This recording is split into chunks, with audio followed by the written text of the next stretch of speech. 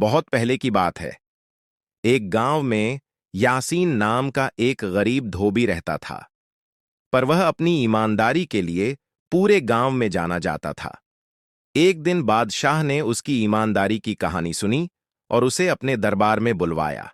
बादशाह ने कहा, यासीन, हमने तुम्हारी सच्चाई और मेहनत के बारे में बहुत सुना है।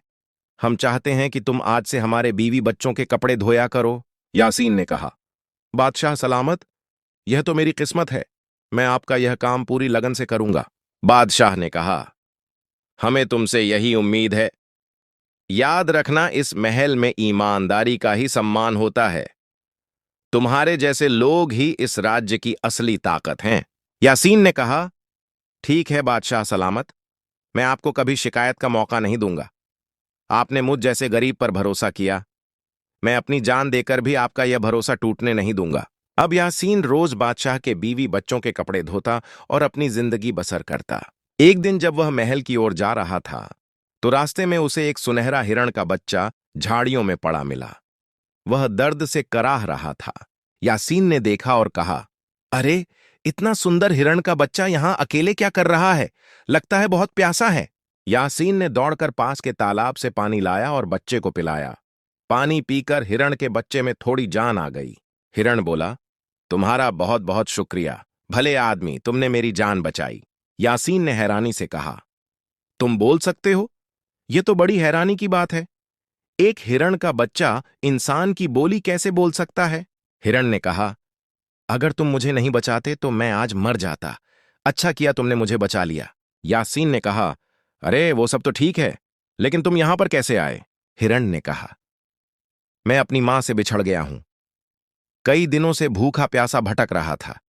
कमजोरी के कारण अब मुझसे चला भी नहीं जा रहा। मैं बहुत डरा हुआ हूं। यासीन ने कहा, यह तो बहुत बुरा हुआ। तुम परेशान मत हो, मैं तुम्हारी मदद करूंगा। जब तक तुम ठीक नहीं हो जाते मैं तुम्हारा ध्यान रखूंगा। हिरण ने कहा, तुम सच में बहुत अच्छे हो। अगर तुम मेरी देखभाल करोगे तो मैं एक दिन तुम्हारी मदद जरूर करूंगा। यासीन ने कहा, अरे मदद की बात छोड़ो, यह बताओ मैं तुम्हें कहां रखूं? हिरण ने कहा, तुम मुझे इसी झाड़ी के पीछे छिपा दो, कोई मुझे यहां नहीं देख पाएगा। यासीन ने कहा, ठीक है, पर तुम खाने पीने के लिए कहां जाओगे? तुम तो बहुत कमजोर हो। हिरण ने कहा, अगर तुम रोज मेरे लिए थोड़ा खाना और पानी ला सको तो मैं तुम्हारा यह एहसान कभी नहीं भूलूंगा और एक न एक दिन तुम्हारी मदद जरूर करूंगा।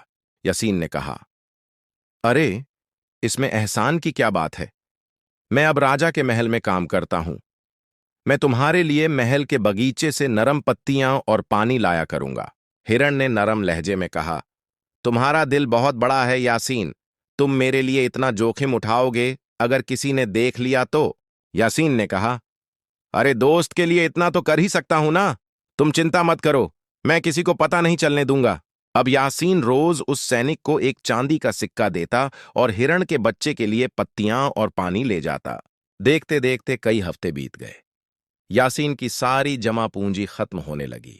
एक दिन उसने हिम्मत करके सैनिक से कहा, सैनिक जी, अब मेरे पास पैसे खत्म हो गए हैं। मैं आपको और सिक्के नहीं दे सकता।